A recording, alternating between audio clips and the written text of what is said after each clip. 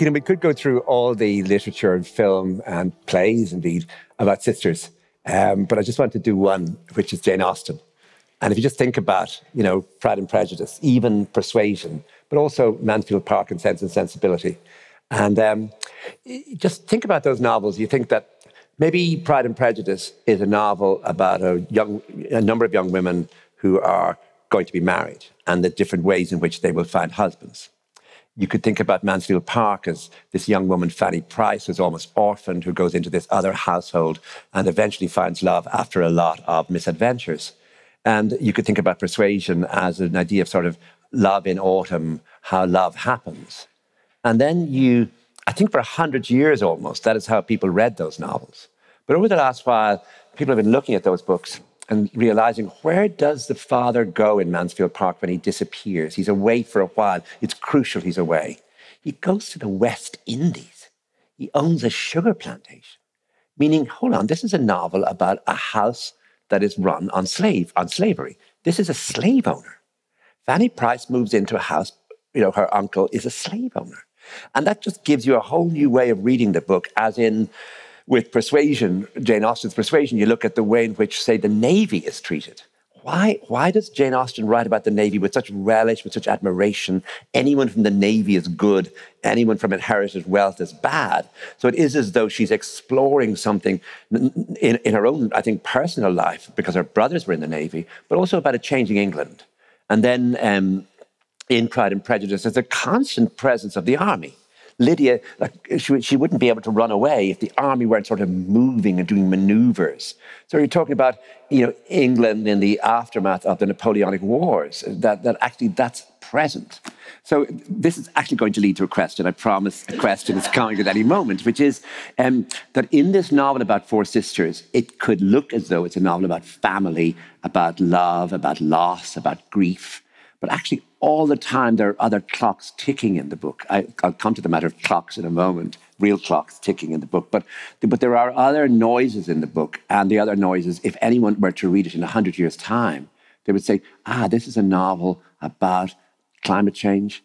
This is a novel about the whole idea of what food, sustainability, that these things are present in the novel as much as, personal life, as much as grief, as much as love between sisters, that those elements in the book are really striking and are really dramatic in the book. The idea of, say, food and the idea of climate, that those things are actually, they're a drum in the book almost, or they're the sort of music of the book. If the sisters are the voices, this is the orchestra that plays. Mm-hmm. And I'm presuming that this came to you almost deliberately, that these questions are ones that a novel can hold in a way, because you can make them personal. Anyway, the question, oh God, I was going to ask an actual question now. The question is how much planning, how much work, how much thought, how much did you have to leave out of that sort of large questions, even about citizens' assembly? Mm-hmm. Well, there's so much to respond to there. Thank you so much for thinking about the book and reading the book, and thank you so much for being here. It's lovely, lovely, lovely, lovely thing. I didn't read any of the Victorian novelists growing up. There's a longer story there in that I didn't really read fiction. I read poetry and plays, and I didn't really get round to reading novels until I was 18. And I was kind of afraid of them. I'm a very slow reader, and I found poetry and plays to be much more accessible and intimate, and they felt like a two-way transaction. There was kind of margins on the page. There was space for you to inhabit. It really felt like it needed a participant, and also that nobody else would read them if you left them on the shelf. Whereas novels, I saw them as being something more of the marketplace, or they contain their own explanations on the back. And then English novels, the ones that I was, I suppose, picking up and putting down and not reading. Including some of the ones you mentioned, I could see the women in it in pursuit of marriage, as you say. And at the time, I wouldn't have been able to read it as you've beautifully read them there as certainly being about other things. I saw them as being about propriety and this very narrow way that women could behave and move through social spaces. And I felt much more drawn to Irish novels, which were about people being miserable and trying to make the best of a bad situation and kind of just walking down the road and bumping into people. That they felt more in the world rather than in an isolated space of a house or in a kind of claustrophobic domestic realm where you have to behave a certain way and your whole social capital is how well you're able to behave according to these unwritten rules. So I'm very interested in writing about women as they are in the world. And I started this with one sister who is a geologist, and that kind of came very naturally. I grew up in Galway and spent a lot of my childhood in Connemara, which is such a rocky kind of geology to the fore landscape. And so that felt like something you could see. It wasn't an intellectual or an arbitrary way to spend your life, to be able to look at the landscape and understand how it came to be that way, and what shapes it's taken in the past, and how is it so immovable when there's so much weather falling on it. And so I wanted to write about this geologist, and then she just struck me as being a big sister. You know, she had big sister energy, and the more time I spent with her, the more I realized, well, these other women are wanting their own space in the book. And it opens with these 4 chapters of the women in their own professional lives.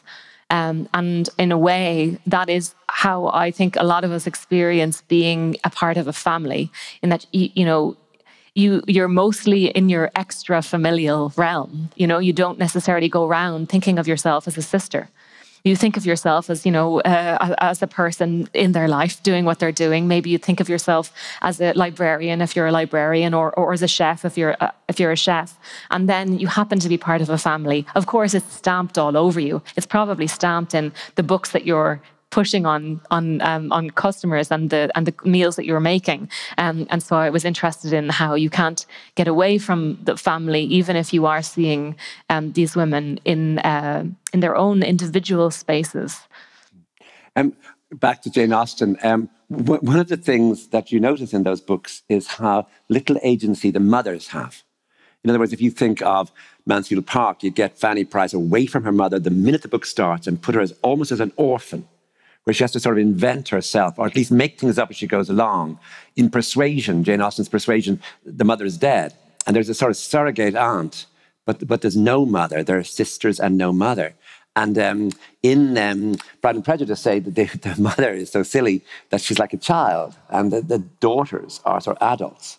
So I think what happens in this book is the absence of the parents give the daughters an extraordinary sort of funny power, and also it weakens them. And it makes their time together is a time almost of grief, almost of surviving. And one sister, Alwyn, becomes the mother, and becomes a mother to the others. And the way in which you pattern the book a second time in the book, early in the book, she's also a mother, a sort of stepmother figure. And but that idea of isolating them so fundamentally, that idea of just removing the parents, almost like something in a folk tale, that the parents were somehow or other magically removed in some extraordinary moment. And that I'll come to the magic moments as well in the book, but that's an element in the book of a folk tale. There were 4 sisters, and then you go, their parents, and then each one went their own way until one day they all returned. And you have that element working with some elemental idea of story, like the children of Lear almost. Yeah, thank you. That's there. I suppose there was that, and then I don't want to spoil things for people who are partway through the book. I saw a couple of bookmarks that were in the middle, so I don't want. and I think most people have read the book, and so you can take it out. You give the plot away. Well, the fact that of the way that their parents died as well, there is something, almost not. I remember telling a friend who wasn't a writer, but while I was in the middle of writing the book, I think this is how their parents died. And he was like, you can't do that.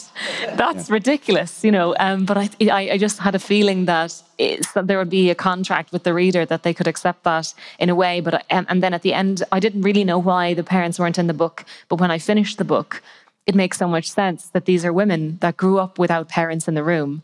And it means that they are really primed to live in the moment that we're living in. And particularly the fact, the climate aspect of the book, which isn't the whole book, but it's certainly a part of it. And that they're familiar with the stages of grief. And they know, they have this wisdom that the final stage when it comes to the climate can't be acceptance. And so then at the end of the novel, it's one of those miracles of, the subconscious. You think, of course, that's why there's this set of characters parentless. Well, because they specifically have this, they're a step ahead, let's say, of the reader in their grief, and their grappling with climate change is one way of thinking about it. Yeah, weirdly, that the novel has been received really well in Australia, and I have a sneaky suspicion that it's because of Australia's being further along, a bit like they're an equivalent of the sisters in the novel, in their thinking about it and in their talking about it. I was trying to see it as well. In an Irish tradition, back to Jane Austen, where you can have a house, you can have a garden, you can have parkland, and then you can have thousands of acres of agricultural land that give you a fixed income. In Ireland, the first problem would be the house, because the windows would be broken. Or there would be some peasant up against the window looking in at you menacingly. And there would be no garden much. There would be some cabbages. And then parkland didn't exist in Ireland much.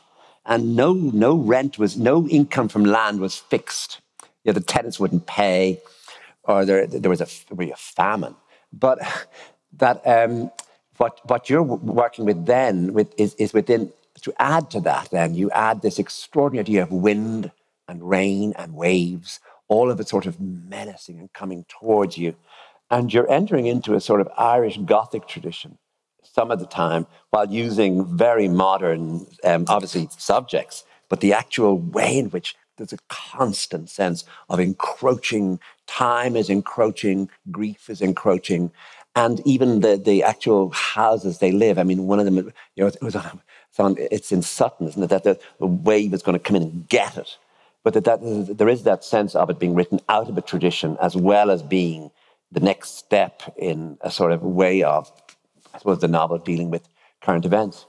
This is great to hear. You could, yeah, I've got to shut up in a minute and start asking more questions. It's just to say. I'm sorry, I've got all these things to say about just to your say, it almost feels weird, doesn't it, to kind of classify your own work? Yeah, well, I'm doing it for you, so okay, I want to thanks.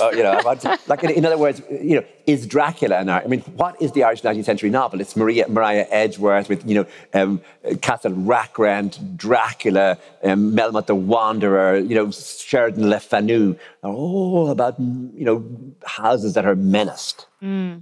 I think I would have been very influenced by books like The Third Policeman as well, okay. or Oscar Wilde. I suppose there's a house being menaced in a way there, but it's being menaced by the self, maybe more than anything external. I'm not going to be able to recall now the Yeats quote, but I remember reading it when I was very young, and it kind of struck me in terms of how you write that someone's quarrel should be with the world and not this. Oh no, the other way around. Your quarrel should be with the self and not the world. Yeah. And so I think that ends up being how you reorient yourself, because you really don't want to be writing nonfiction when you're writing fiction. And I think that it's all oriented around character, and really everybody's job is engaged with social. With social mechanisms that they may or may not be kind of philosophically compatible with, whether you're working in a cafe and you're having to decide whether or not to allow overtime or to have 0-hour contracts, or whatever job you're in, you're making decisions about how you engage with the social contract, how you participate in a community, whether or not you kind of believe in you're okay with the siloing tendencies that we've all been experiencing in our lifetimes, that you can kind of live your life increasingly after COVID because of working from home, from the collapse of, workspaces and colleagues, that you can really go into holes. And in a way, that's what this novel is partly about. Is it possible to be self-sufficient? Is that anathema to being a human? And it's not a tragedy, I don't think. This book? Oh, no, it's not a tragedy, no. It's partly not a tragedy because of what you've just mentioned, the idea of character. And I'm just going to go one more time. The way you handle character is to put someone in real time in a given moment where a lot of different sensations are occurring as though they're being etched, as though this moment, this decision, what Aoilinn is actually saying to someone in her office, the paper that's being written, the food that's being cooked, the watchfulness of one of the sisters, the other one who seems so ready for the world, the crutches, the colleagues. But these are generalized terms. What I'm saying is that the way you do character is very particular. I mean, particularized. I mean, you give every moment its due. So the character comes not out of you saying things about the character. She was the sort of person who, or earlier in the day, she had, it's now, and it must be, I was going to say it must take a lot of work, but I mean, it must be a fierce amount of concentration to see what detail will I leave out? How will I put this in? So how do you work on that? I mean, how much time do you leave before you start writing? So you have all four of them firmly in your mind. So every time they come into a room, you can tell what they will do by knowing them. Funnily enough, it doesn't feel like you're waiting to know and then you write. For me, I write without any notes, without a plan. I write completely into the dark. So it was really only in writing. When I know I'm ready to start is when I've reached peak self-loathing. Peak self-loathing. Great. Well, here we are. Let's go. Writers are very bad to date. Talk to me about peak self-loathing. In fact, I remember telling my agent about a year ago. He was like, "So we'd had a lovely lunch," and he said, "So what can I do for you? What can I read?" And I thought, "Oh God." I was like, "Well, I've been giving myself a very long gestational leash," and then he just he gave me a talking to, and it's a long gestational leash. That's a horrible mixed metaphor, but I really do believe in slow work, and I think that this will be my undoing, I'm sure, and it's career suicide. But I think the only way I've ever made anything that I've been able to stand behind or that I've thought was good was by allowing it to grow, to become a center of gravity. Because essentially, when you're making an artwork, you are wringing your soul and hoping that something comes out. And if you've recently wrung your soul, it's probably pretty dry. And so you kind of need to have that sense of you've moved on to some question. You've become a different person. So that the new artwork isn't a kind of zombie limb of the previous one. It's not an extension. It has to become... So I take periods of no work in between work, but it is part of the writing. Yeah. And it's very, very hard to do, to justify, but I do think so. So by the time I started with writing Aoilinn, I had already, I was trying to write any other novel, something that I, would be easy, would be knowable, would be any kind of other novel. And this one occurred to me, and as soon as I locked into Aoilinn and knew she was a big sister, I thought, well, a novel about sisters and they're at work. And this is the novel about women at work. Okay. I like that a novel about sisterhood and women at work can be in the same book because it sounds like two separate books. But no, let's put them in the same. And then I was like, oh God, they all have PhDs. And then I thought, well, this is just my publishers. No, one is honorary. So, like Sex in the City, but there's no sex and it's mostly in the country.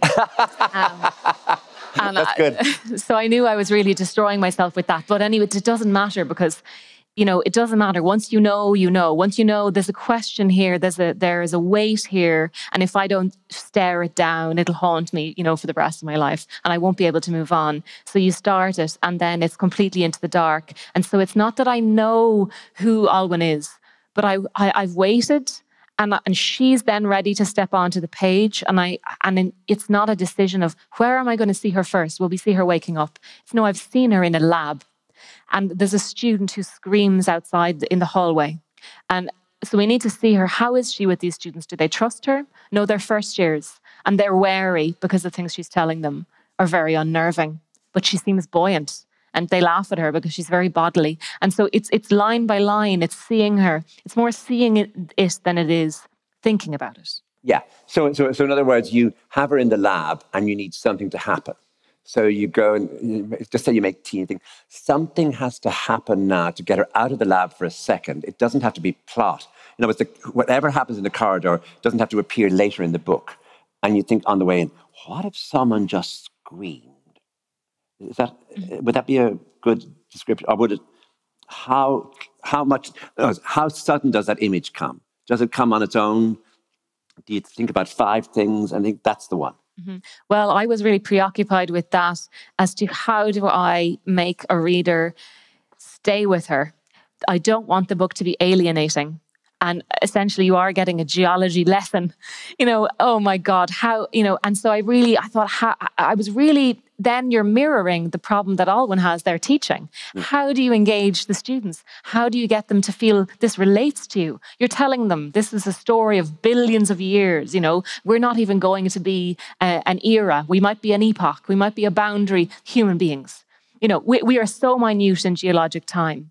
And she, at the same time, you know, conveying to them the urgency of the fact that deep time is collapsing and that processes that should be taking millions of years are happening in decades. What does that mean? You know, what does that mean to her when she's now teaching them in comparison to when she was learning in the very same university? Because that has changed radically. And so the writing process mirrors there the fact of the situation that she's in. And the scream, actually, I didn't plan on happening. It wasn't really thinking about it as what could I do here to create a sense of urgency. That had actually happened when I was teaching. Oh, okay. Oh, sorry, I didn't want to ask. Yeah. You hate asking, did that actually happen? Because most novelists go nuts because they say, well, you know, what do you think that I'm the 4 sisters? You know, like, so I didn't ask you, did you ever hear someone screaming?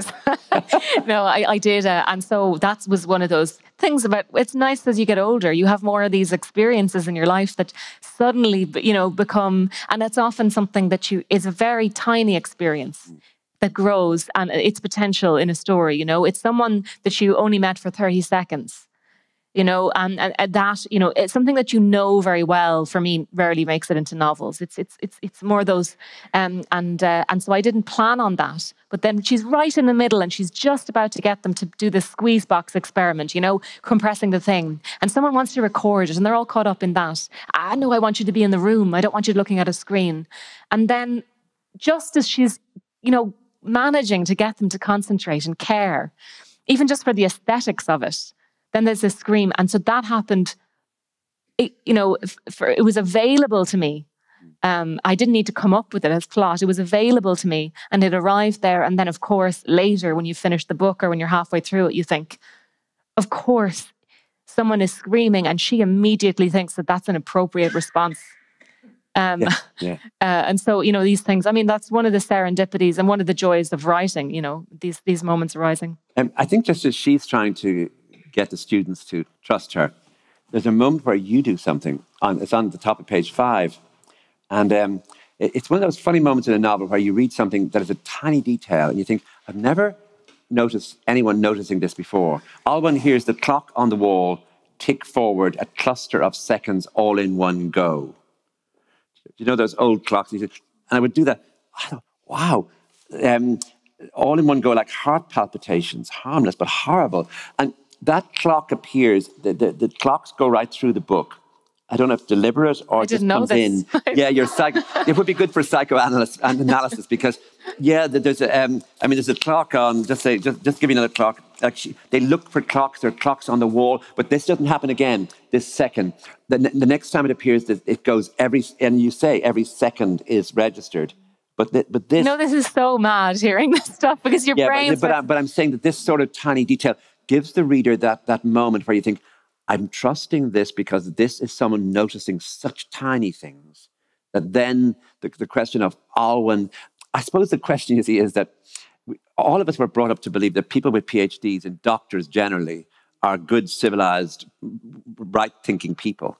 And then you realize, actually, it's the other way around, that these people are, almost their education has messed them up further. They're knowing about Wittgenstein, they're knowing about Heidegger, hasn't helped them. That all four of them that their education has made things more difficult for them. That's been, I mean, that's an age-old thing with people who work in the earth sciences. I think it was 1949 that Aldo Leopold wrote in the San County Almanac, one of the penalties of an ecological education is to live alone in a world of wounds. Sorry, hold on, give me that again. One of the penalties of an ecological education is to live alone in a world of wounds. And he goes on to say something like, I won't remember the phrasing now, but you can either choose as an environmental or ecologist to harden your shell and to accept that the matters of science are something distant to you that just carry on.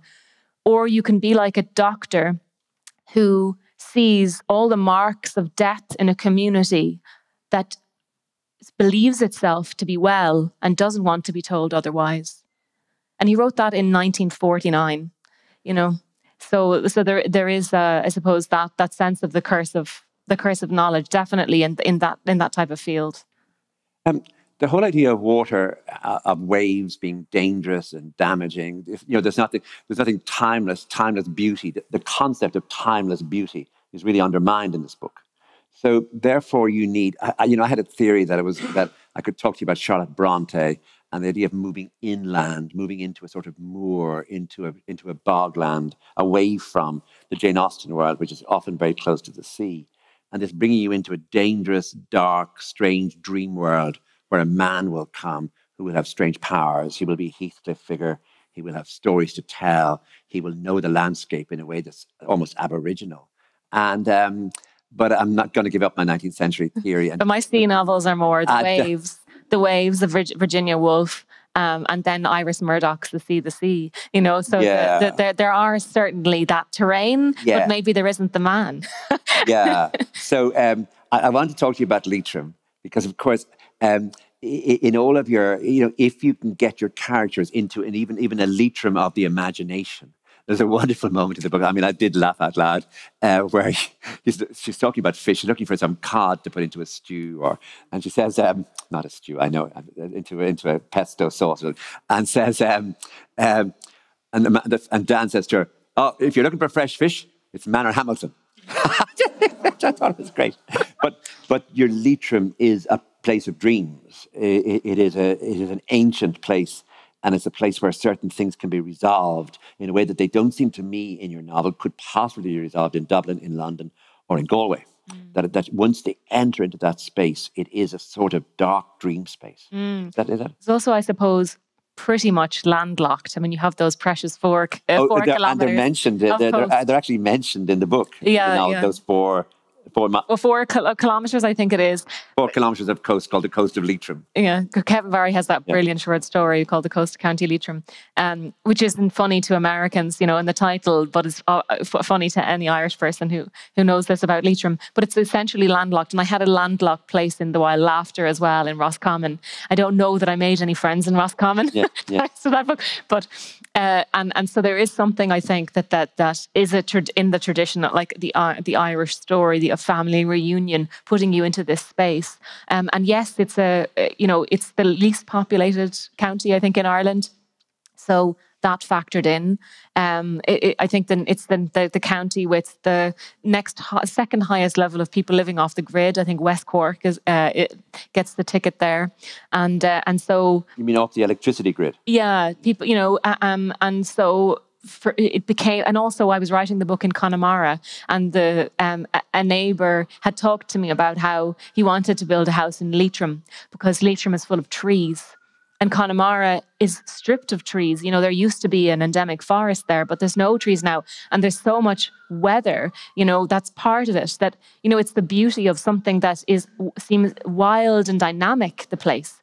But it's also in counter to that, you know, it's also full of peat bog, which isn't moving and is very slow to accumulate, and rock, which isn't moving. So there's something redemptive in that there's that speaks of a certain resilience, that it can still be beautiful, even though with an ecological eye, it's, you know, it's a disaster.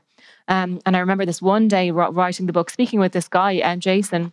He talked about building this house in Leitrim, and he was flying a drone around because it was during COVID, and he normally rigs up lights for events, but all of that was done. So he was flying this drone, and it was fires all over the place. And I said, "What are you filming?" You know, and he said, "Well, they're all burning the gorse and heather in the fields now because if you burn it every so often, it gets to count as managed land, and you get a subsidy." And, you know, that was just, I mean, I couldn't have been writing a different book to hear that anecdote. It didn't make its way into the book because you can't force these things in. But that was just, you're losing all this biological diversity and everything. So it's just an example of how much good can be done and how quickly, because the systems that we have now are so stupid.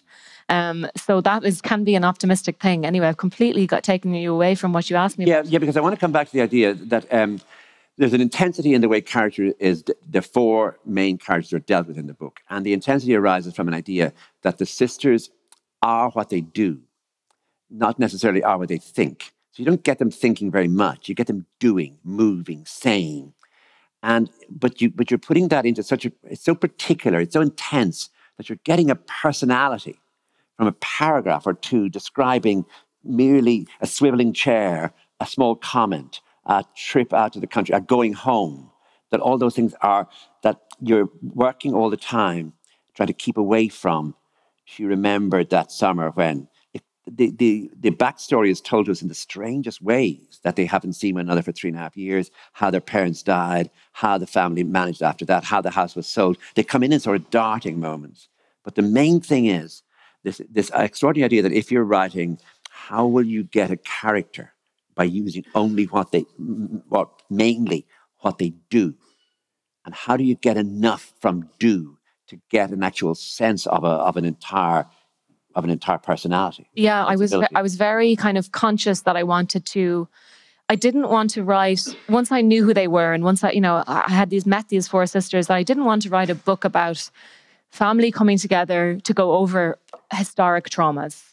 I didn't feel also that that this was the time for that book, you know, and so at least where I was at, that's not what I felt. There's too much urgency. And you mean an Irish grief novel? Yeah, or just a family. I don't know what an Irish novel. grief novel. I just thought it was a phrase, but that you have to keep away from it being merely an Irish grief novel. Well, I don't know. Merely, I was more interested in writing about these women whose the stakes of their lives are all about now. They're not about the past, and this isn't a novel about grief that's situated in the past.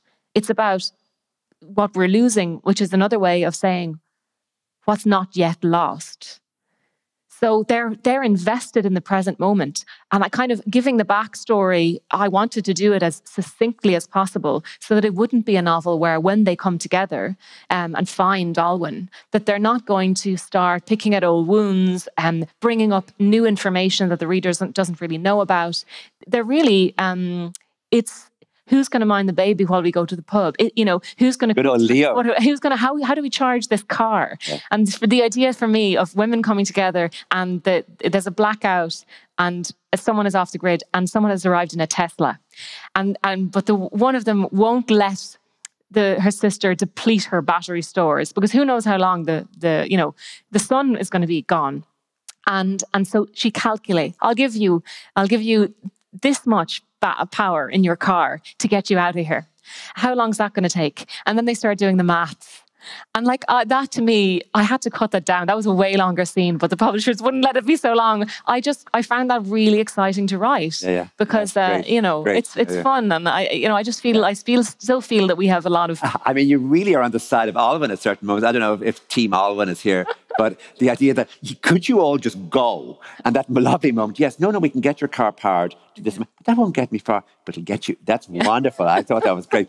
And one of the things I really admire about the book, and there's a real intelligence at work, you know, in its pages, is it's a sort of cunning intelligence to say, if I'm going to bring a man into this book at this late stage, like, here are the four sisters. Okay, Alban wants them to go. Okay, there's Leo. He's a guy, but he's only a baby.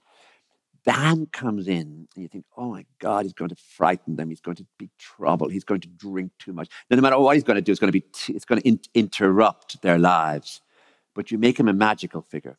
You make him sometimes, he isn't just a local storyteller. He comes in with funny powers.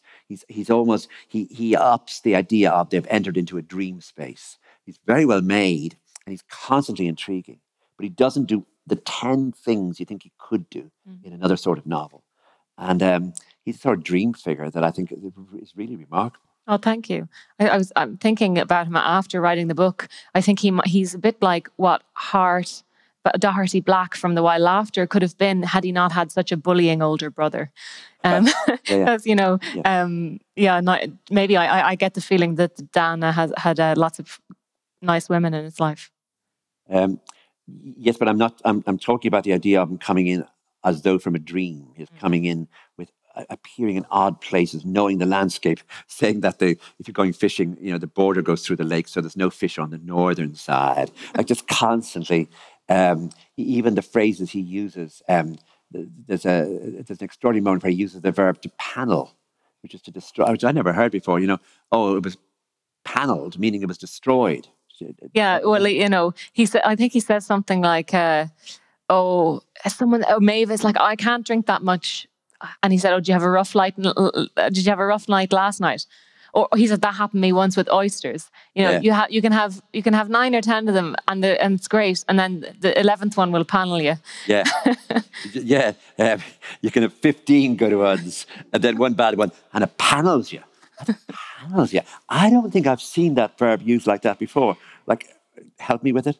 Well, I think he just said it. He just, you know, in writing. No, but I mean, where did you get it? I just from him. That's, you know. Honestly. Take me through Spot of Bother. People remember that the first time someone says it, they're meant to be from Kerry. And I realised that no one from Kerry says Spot of Bother. That there's I've got a bad Kerry accent. There's something about the O and the T that a Kerry accent, wouldn't use. Help me. Yeah, it's the very last. You know, when that happens in the book, it's because a spot of bother.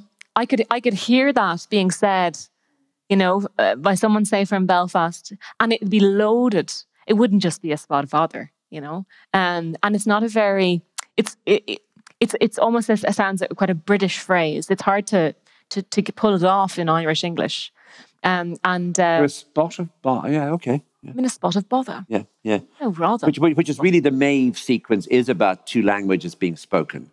The Leitrim one is also about 2 languages being spoken, because it's not just Irish. There's a moment where someone says, these people in their language, meaning Leitrim, they have no way of really asking questions. It's like Mandarin has no future. Mm-hmm. You realise that you're constantly working, I suppose, with competing textures of language, that people are unable to speak to each other. But not just that. Mm-hmm. You know, being Irish in England, being Irish in America. And then Alwyn uses YE. She's a much more Galway-sounding person, Alwyn. Yeah. The others are not. The others have actually deracinated big time, haven't they? Yeah. The Nell's English is very American now, and she'll say a couple days instead of a couple of days. You know, which could be wild, you know. But if you do hear Irish people who've lived in America, like, say, Chris O'Dowd or someone like that, you know, he can sound very Roscommon, but then he can, if the phrasing, if you were actually to look at the syntax of it, has adapted to be constantly understood. Yeah. Because that's the big trade-off. Yeah.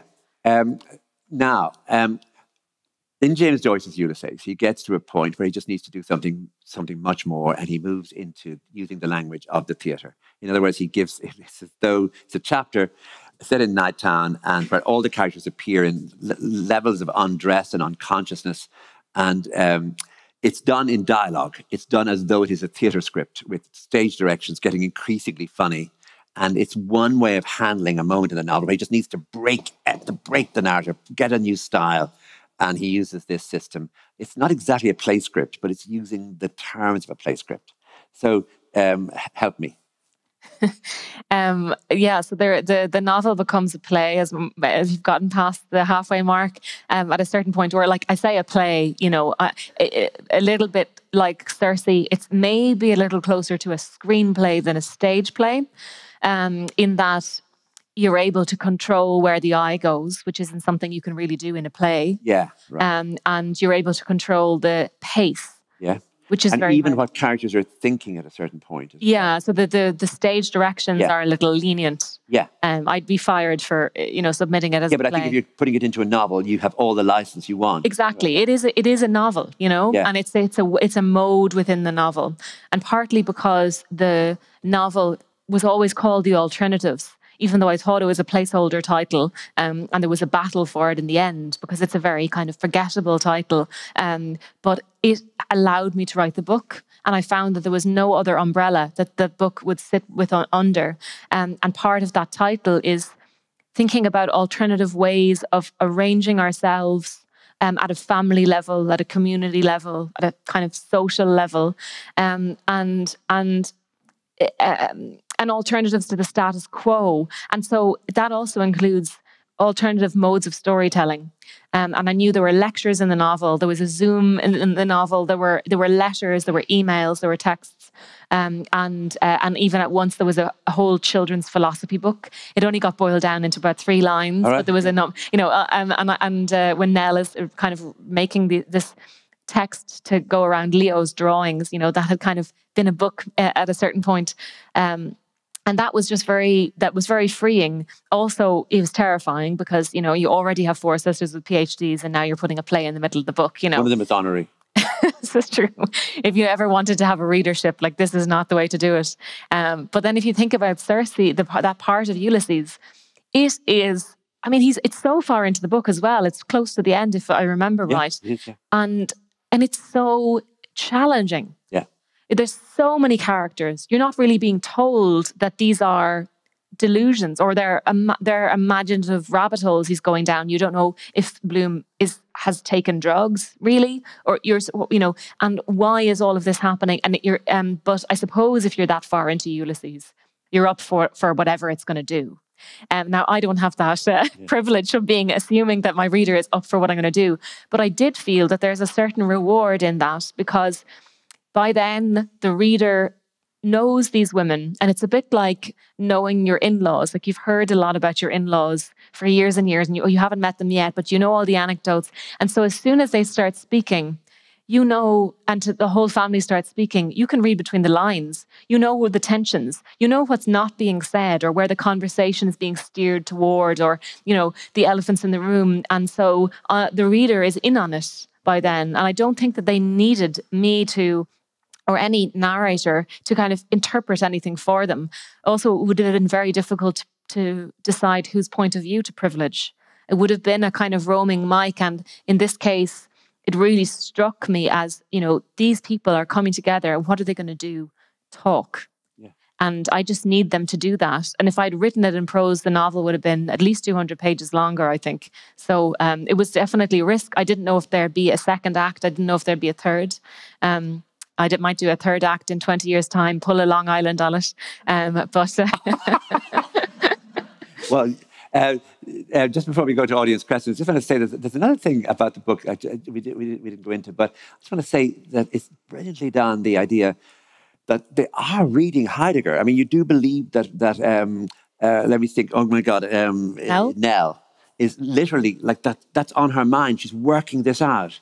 And the other one is Wittgenstein, but also it's what Rona's doing in her job, and what obviously Maeve's work, you know, and obviously all that, getting that sort of detail down so the reader can follow it, so you don't feel intimidated, is really difficult work. And I found it's one of the things in the book that I really enjoyed. Iris Murdoch could do it, Banville can do it, where, you know, you can actually follow a philosophical argument that preoccupies one of the characters in a way that suddenly can be, the word care can start preoccupying you. And so it's one of the other things I really, really admire about the book. But I don't have a question about it. I just want to say I really, really like the way you did that in the book. Thank you. And Caoilinn, thank you very much for doing this. It was thank you really so great much. talking to you. Thank and you. Thanks very much for the book. Thank you. And thank you.